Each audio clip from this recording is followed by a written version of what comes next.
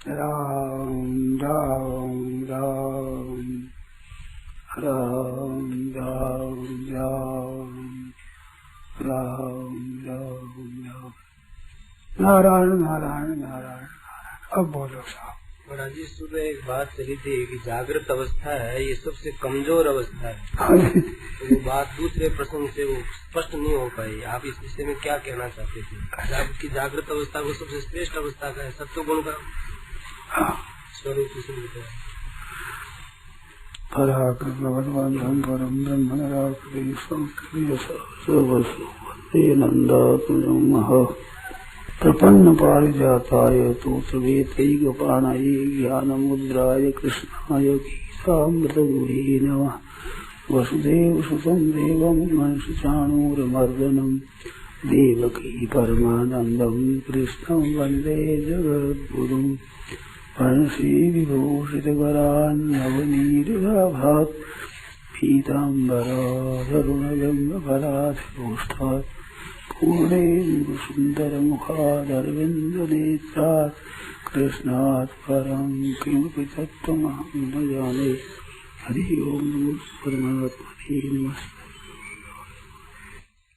राम राम राम। सुषुप्ति और स्वप्न और जागृत। तो सुषुप्ति तो कभी होती है, स्वप्न कई बार आता है, जागृत रहती है। अब मैंने ये सुबह कह दिया कि जागृत अवस्था सबसे कमजोर है। तो ये कमजोर कैसे हुई? ये तो जागृत हरदम रहने वाली है, तो ये विशेष हुई। तो विशेष क्यों लगती है ये?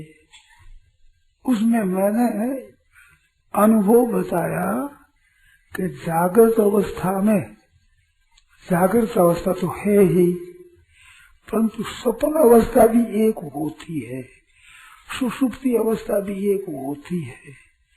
इन दोनों का ज्ञान जागृत में है।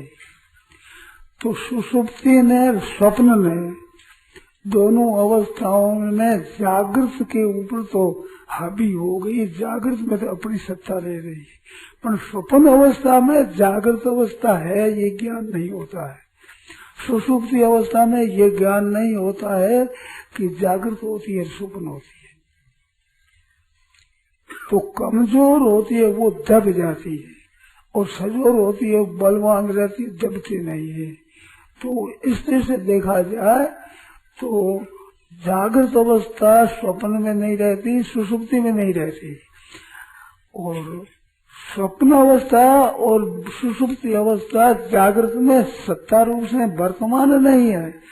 वर्तमान में न होते हुए भी सत्ता स्वप्न की भी है और सुषुप्ति की भी है। ये है कि नहीं? तो अपने न रहते हुए भी अपनी सत्ता है। तो ये जागृत कमजोर हुई।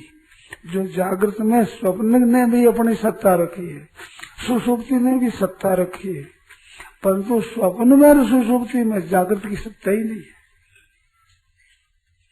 ये बात सुबह कही। अब आपको ऐसे शेष कैसे है, तो एक बात बताऊं। दोनों की जो सत्ता रही, तो इसमें जागृत अवस्था की विशेषता है। अब ध्यान देना, मैं जागृत अवस्था को रद्दी कहा, अब कहता हूँ जागृत अवस्था की विशेषता है। क्या विशेषता है? कि जागृत में इतना होश है कि स्वप्न को भी हम जानते हैं, सुषुप्ति को भी जानते हैं, पर स्वप्न में इतना बेहोश है जिस जागृत को नहीं जानते। सुषुप्ति में इतनी बेहोशी है जो स्वप्न और जागृत को नहीं जानते। तो इसमें होश विशेष रहता है, इस वास्ते ये दबती नहीं है, होश विशेष, इस वास्ते जागृत अवस्था श्रेष्ठ हो गया। अब ये बात है, एक दूसरी बताओ, ये दो बात हुई। तीसरी बात बताओ कि जागृत इससे रद्दी है। कैसे रद्दी है? अब ध्यान देना, स्वप्न और सुषुप्ति में जागृत अवस्था मिटती नहीं है, दबती है। और जागृत अवस्था में स्वप्न और सुषुप्ति मिट जाती है। आगे नहीं ख्याल में? मान अभी स्वप्न नहीं है, अब सुषुप्ति भी नहीं है, तो उनका अभाव हो जाता है। स्वप्न में और सुषुप्ति में जागृत का अभाव नहीं होता, जागृत दब जाती है, यहाँ दब जाती है, तो उसका भान होता है कि स्वप्न आया सुषुप्ति हुई, परंतु जागृत अवस्था मिटती नहीं है, दबती है। जहाँ इस शरीर का त्याग हुआ, दूर शरीर की प्राप्ति हुई, तो जागृत अवस्था मिट गई। उस शरीर की जागृत अवस्था मिट गई, मिटने के पीछे होती ही नहीं। और स्वप्न का होने के बाद, मिटने के बाद फिर हो जाता है, सुषुप्ति मिटने के बाद फिर हो जाती है। क्यों हो जाती है? कि जागृत अवस्था मिटती नहीं है, जागृत अवस्था रहती है, जब तक शरीर रहेगा तब तक। दूसरे जन्म में भी किसी किसी की स्मृति रहती है। तो वास्तव में जागृत में सात्विकता अधिक है, तो इसमें बोध है। तो स्वप्न का और जागृत सुषुप्ति का भी बोध है, इस वास्ते इसमें सात्विकता अधिक है। और उसमें तामसपना सुषुप्ति में अधिक है, कुछ ज्ञान नहीं होता, स्वप्न का ज्ञान भी नहीं होता। परंतु अवस्थाओं में देखा जाए तो सत्ता रूप से अब भी स्वप्न और सुषुप्ति है, पर स्वप्न और सुषुप्ति में इसकी सत्ता ही नहीं है। क्यों नहीं है? कि ये दब जाती है और उनका ज्ञान ये रखती है। इस बात से जागृत बढ़िया है, बात सात्विक बताया। तो मेरा मतलब था कि जैसे मैं कहता हूँ, एक बात कहता हूँ उदाहरण, फिर कभी को तो उसका विवेचन फिर कर देंगे, अभी विवेचन नहीं करता हूँ, बात बताता हूँ। जैसे रुपया है, रुपयों से बढ़कर वस्तु है, कि रुपया स्वयं काम नहीं आता, वस्तु स्वयं काम आती। चाहे जूती हो पर स्वयं काम आती है, रुपया वस्तु के द्वारा काम आता है, स्वतंत्र काम नहीं आता। और जूती स्वतंत्र काम आती है, रुपये की अपेक्षा नहीं रखती। वस्तु कीमती है, जैसे अन्न कीमती है, जल कीमती है, वस्त्र कीमती है, मकान कीमती है, जो ये स्वयं काम आते हैं। रुपया स्वयं काम नहीं आता है, रुपया है ये बढ़िया है, वस्तु में बढ़िया है। ज्यादा लोभ होता है तो मनुष्य क्या करता है कि वस्तुओं को बिक्री कर देता है, रुपये इकट्ठा करता है। तो ये क्या है? ये रुपयों का महत्व है। अभी विवेचन नहीं करता हूँ मैं, आप कभी छेड़ो तो ठीक पुर्जा बताऊंगा इनका क्या रुपये क्या है, वस्तु क्या है। और वस्तु से बढ़ करके है व्यक्ति, याद रखना, विषय समझने का है। इससे बढ़ करके है व्यक्ति, जैसे गाय है, भैंस है, भेड़ है, बकरी है, वृक्ष है, पौधा, स्थावर, जंगम, जितने जीव है ना, ये शरीर बढ़िया। क्योंकि इनके सबके काम में वस्तु आती थी, ये भी काम आते। गाय, भैंस, भेड़, बकरी, वृक्ष, पौधे सब काम आते हैं। साग, पत्ती, अन्न आदि इनसे पैदा होता है, तो ये स्वयं काम आते हैं। गाय का दूध आदि स्वयं काम आता है। और ये वस्तुएं इतना काम नहीं देती जितनी व्यक्ति काम देती है। गाय के पैदा होगी, परंपरा पैदा होगी, भेड़ बकरी पैदा होगी, वृक्षों की अगाड़ी पैदा होगी, और इनके बाद में इनको काट दिया जाए तो क्या पैदा होगा? जरा नहीं, तो वस्तु तो रहेगी, काम आवेगी। चमड़ा ही काम आता है, अधिक काम आती है, मांस मदद सब काम आते हैं। परंतु इससे आगे पैदा होती है, वो पैदा मांस आदि से नहीं होती, वो खत्म हो जाता है वहीं। तो वस्तुओं से बढ़ करके व्यक्ति है, व्यक्तियों में बढ़ करके गाय है, पशु पक्षियों में गाय है, ऐसे पीपल आदि है, वृक्षों में, स्थावरों में, जंगलों में गाय है।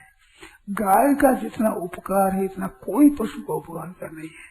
और गाय जितनी शुद्ध कोई वस्तु नहीं है, कोई पशु नहीं है। जिसका गोबर भी शुद्ध है, गोमूत्र भी शुद्ध है, पवित्र है, पवित्र करने वाला है।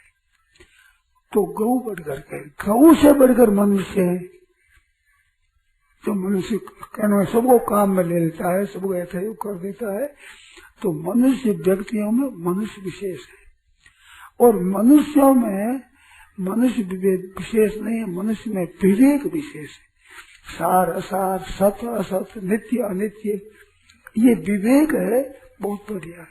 ये जितना विवेक अधिक होगा वो मनुष्यों में ऊंचा बढ़कर रहेगा, विवेक वाला। और क्या है महात्माओं में, संतों में क्या है, घर में भी जो पंचायती करता है पंच बढ़कर रहता है, क्या है, विवेक है। व्यवहार का ही विवेक सही, पंचायती का ही विवेक, पर विवेक है। तो विवेक बढ़िया कीमती चीज है। अब विवेक हो गए, होते होते विवेक होता है सत का और असत का। तो असत से सत विवेक विशेष है। सत की प्राप्ति होने के बाद बस पूर्ण, अब आगे जाना कुछ नहीं है। वैसे सत सबसे विशेष है, परंतु आज रुपयों को विशेष मानते हैं। रुपयों के आगे वस्तुओं, कोई वस्तुओं बिक्री कर देंगे, जमीन बिक्री कर देते हैं, मकान बिक्री कर देते हैं। जमीन इतनी कीमती है कि जितने रुपये सोना चांदी भी नहीं है। सोना चांदी महाराज चोरी हो सकती है, सिक्का है, राज बदलने से वो रद्दी हो जाएगा, पर जमीन रद्दी नहीं होगी।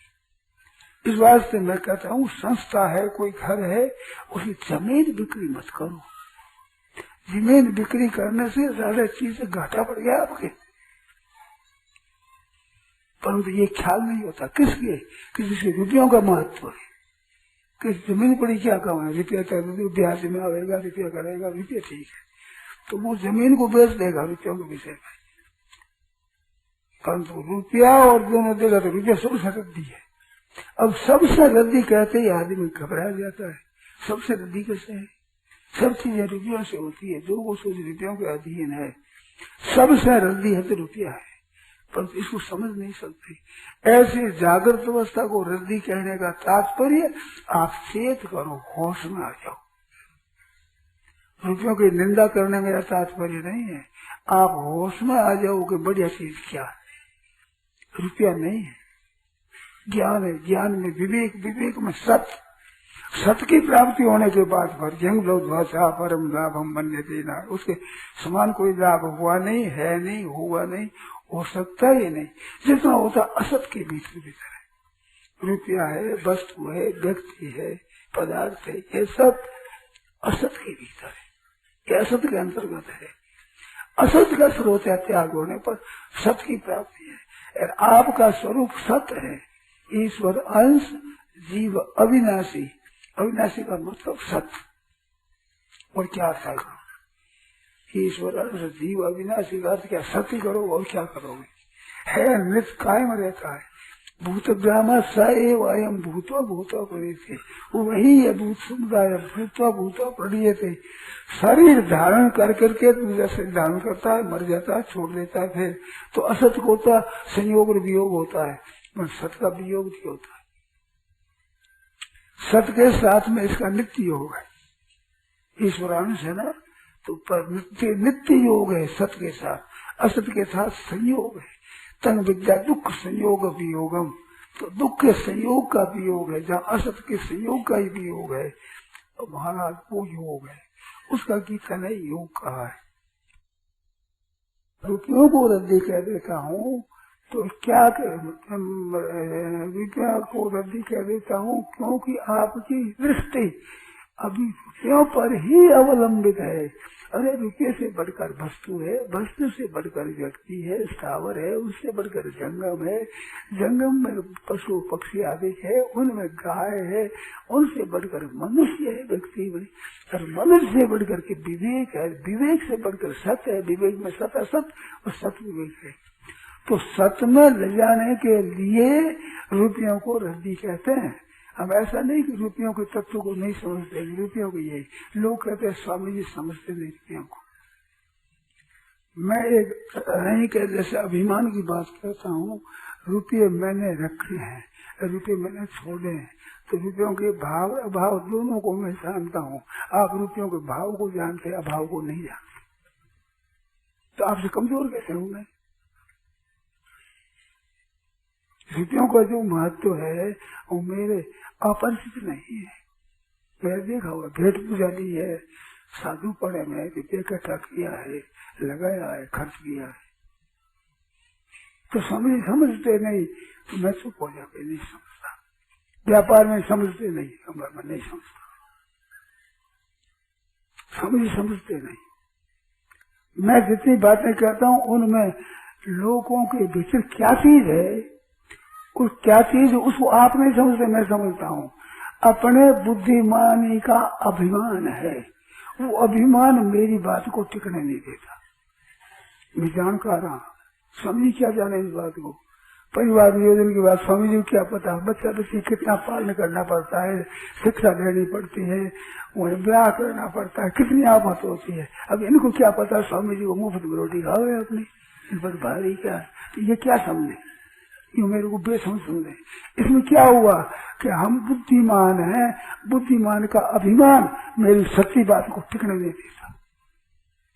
बुद्धिमानी खराब नहीं कहता हूं मैं, बुद्धिमानी का अभिमान। हम जानकार हैं, तुम अनजान हो। ये क्या है, ये बुद्धिमानी का अभिमान। वो बुद्धिमानी का अभिमान सच्चे आदमी को टिकने नहीं देगा। दंभो दर्पो अभिमान से, अभिमान संपूर्ण आसुरी का आश्रय है। आसु संपत्ति जितनी है निबंधायासी मता, ये अभिमान रूपी बहेरे की छाया में कलयुग रहता है। अभिमान की छाया में अवगुण है सब, जितने अवगुण है, जितनी आसु संपत्ति है, वो सब के सब अभिमान की छाया में है। और अभिमान प्यारा जैसा लगता है, कोई नहीं प्यारा लगता। अभिमान चला जाए तो मानो गला कट गया, किसी का अपमान हो जाए कितना बुरा लगता है, गला कट गया मन ऐसा। इसको सुरक्षित रखना चाहता है। त्याग हम कर देंगे, साधु हो जाएंगे, परंतु हम साधु हैं ये नहीं छूटेगा। क्या समझते तुम, हम साधु हैं, हम त्यागी हैं। त्याग के साथ ही अहंकार वही। मैंने एक सज्जन को कहा था, आश्रम वाले को, देखो है नी तिनसुकिया वाले डूंगर, देखिए बुद्धि इतनी कमजोर है, डूंगी नाम याद नहीं आता। इतने पढ़ते थे, इतना पढ़ जाते थे, इतना करते थे, वो नाम याद नहीं आता। एक बार काम पड़ा डूंगी के साथ, तो एक आदमी को उतार दिया गाड़ी से, तो मैं उतर गया गाड़ी से। क्यों उतारा है, मैं उतर जाऊंगा। आप अपने समझते हो कि मैं राय बहादुर हूँ, बड़ा हूँ रुपयों में, पर फिर रुपये पास मेरे नहीं है, ये अभिमान तुम्हारे से कम नहीं है। तुम्हारे रुपयों का अभिमान है कि मेरे पास रुपये हैं, मेरे पास रुपये नहीं है, ये अभिमान आपसे कम नहीं है। आप क्या समझते हो? आप कैसे छोटा समझते हो? रुपयों का अभिमान है, रुपया नहीं है इसका अभिमान है। विद्वान के विद्या का अभिमान है, तो हम पढ़े हुए नहीं है अभिमान है। लखपति करोड़पति के नौकरी करते हैं, वे भी आपस में करते हैं कि सेठ में अकल नहीं है। रुपया तो हो गया, कोई भाग से हो गया, अकल नहीं है। तुम बेअकल के क्यों नौकरी करो भाई? इसका नाम किसका नाम है? ये अपने जानकारी के अभिमान की आवाज है। मैं जानता हूँ, मैं समझता हूँ, ये अभिमान, वो अभिमान भरा हुआ हमारी सच बात को पकड़ नहीं देता है। हम समझते हैं, आप समझते क्या हो?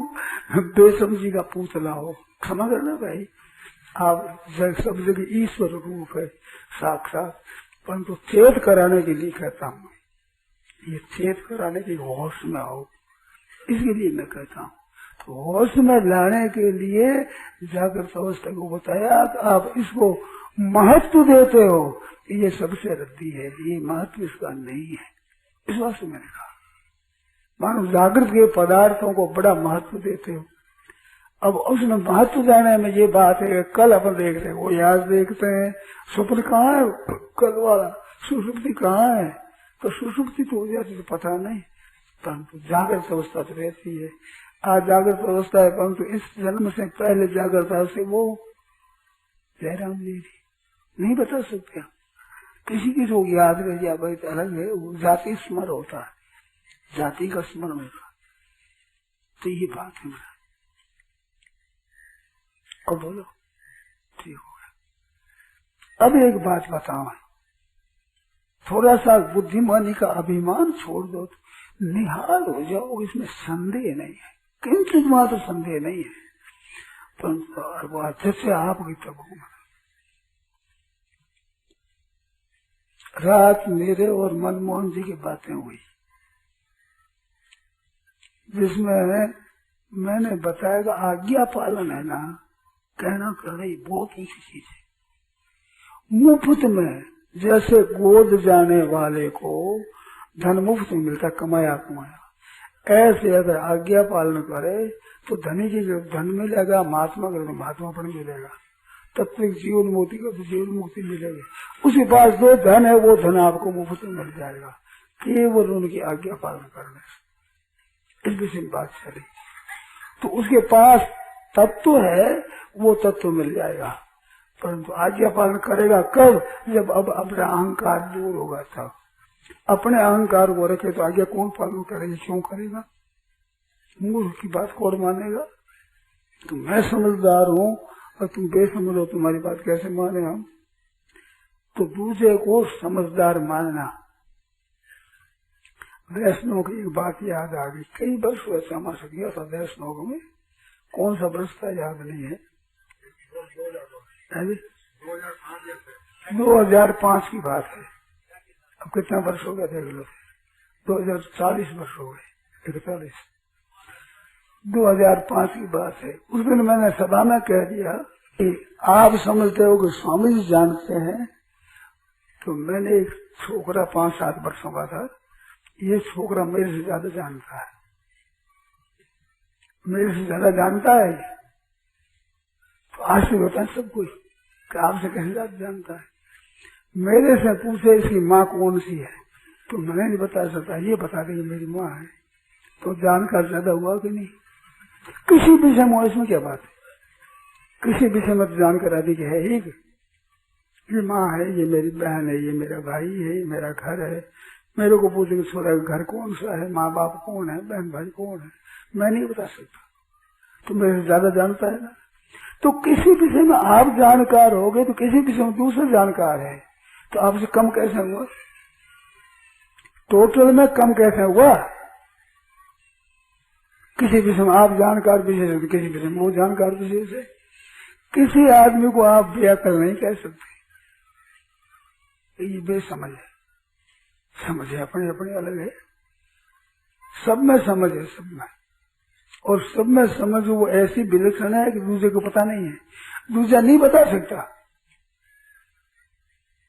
जब बदलेगा जो जानता है, मेरे को लगा मैं नहीं पहचानता, ये सब पहचान लेता, ऐसा है। सोना देख कर पहचान लेगा, आग में रख कर पहचान लेगा, घस करके पहचान लेगा, पैर पर रख कर ऊपर थोड़ा मारे जिसमें पहचान लेगा।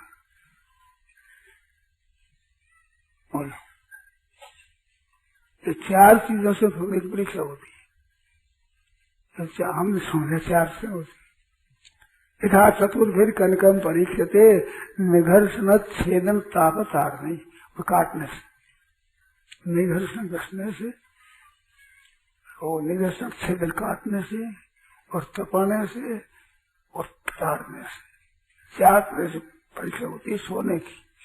तो ये बातें तो मैंने भी सुन ली, और मैं भी कर दूं, पर ये परीक्षा कर जैसी परीक्षा कर लूं क्या मैं, तो ज्यादा हो गया ना जानकार। अब किस विषय में हो ये बात एक अलग है, कोई किसी विषय में जानकार, कोई किसी विषय में जानकार, कोई किसी विषय में पंडित है, पर अनजान कहते हैं सर्वथा किसी विषय में जानकार है वो। अब आप जितना जानते हो व्यापार आदि के बीच में, उसमें उतना नहीं जानता, परंतु उस जानता हूं मैं भी। जैसे सोने की बात बताई था, यथा चतुर्भी कनकम परीक्षते निघर्षण छेदन ताप तारणी, ऐसे चतुर्भी पुरुष परीक्षते कुलेन शीलेन और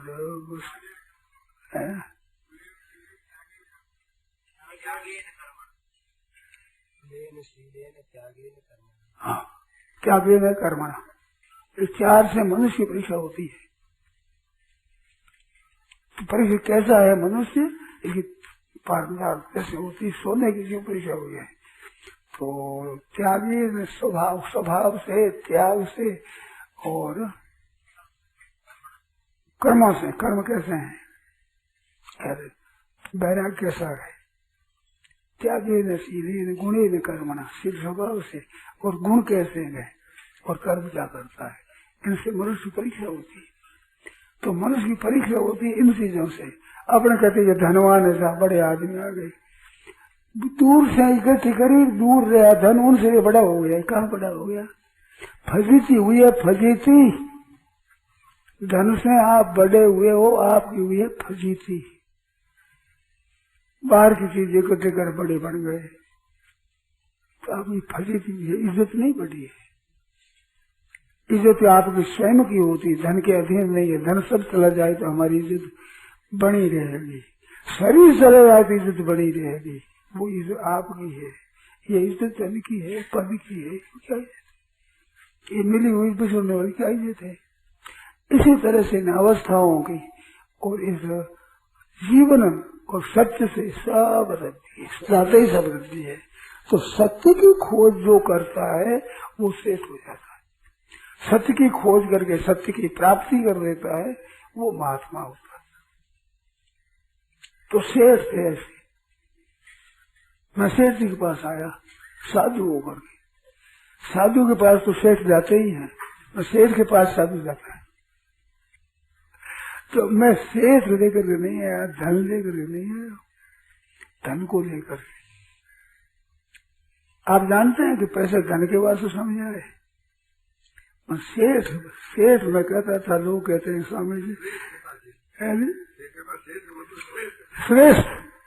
श्रेष्ठ का शेष बना है, तो सबसे श्रेष्ठ है।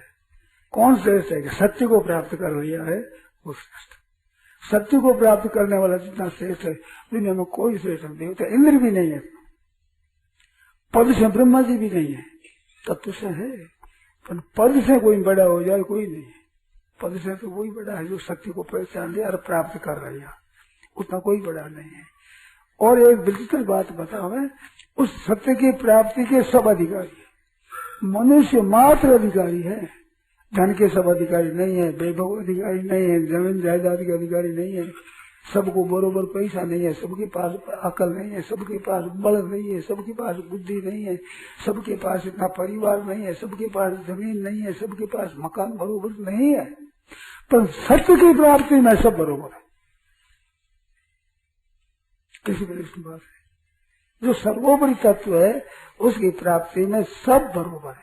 कोई भाई कोई बहन पीछे नहीं है, कमजोर नहीं है। अब आप प्राप्त न करें वो आपकी मर्जी है। अगर करना चाहें तो सबके सब उस सत्य की प्राप्ति कर सकते हैं। चौड़े है वो, राम गढ़ी चौड़े पड़ी सब कोई खेलो आए, दावा नहीं संत जीते सब ले जाए।